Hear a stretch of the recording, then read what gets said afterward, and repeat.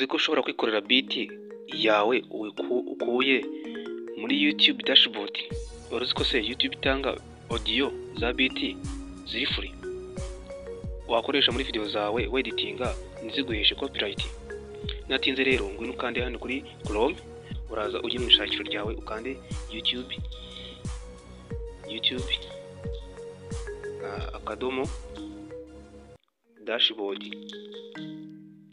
Umva, urakanda YouTube akadomo dashboard, barakuzanira YouTube dashboard imeze gutya. Urayikandaho, YouTube dashboard yawe irafunguka imeze gutya. Noneho urebe ukanda ku tudomo dutatu mu nguni, urebe ko YouTube yawe cyangwa se Chrome yawe niba iri muri desktop site.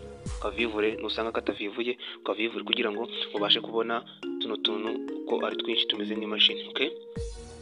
Okay, noneho ukimara kugera aha, uraza ukande hano kwa kantu ko hasi ka music, kagahera kanzuminga mu karebe aka ka music ni kuri buze gukandaho, sibyo? Uragakandaho, kimena kugakandaho baraguha music zose ushaka.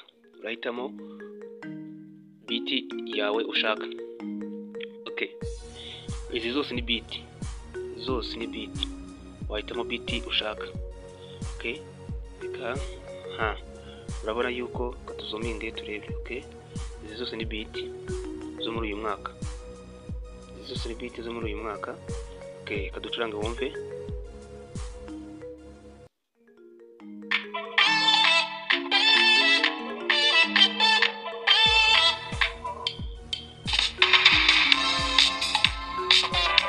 Urumva rero ahantu washaka beat ikimara kwikandaho waza ugahita ukanda kuri download.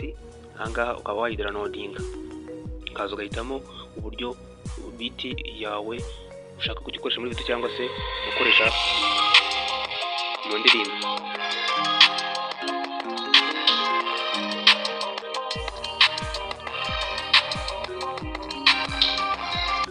Yes, ngo kanda subscribe, like, comment, ubundi share, ubundi kugira ngo ujye ubana natwe mu biganiro byiza tugenda dushyiraho.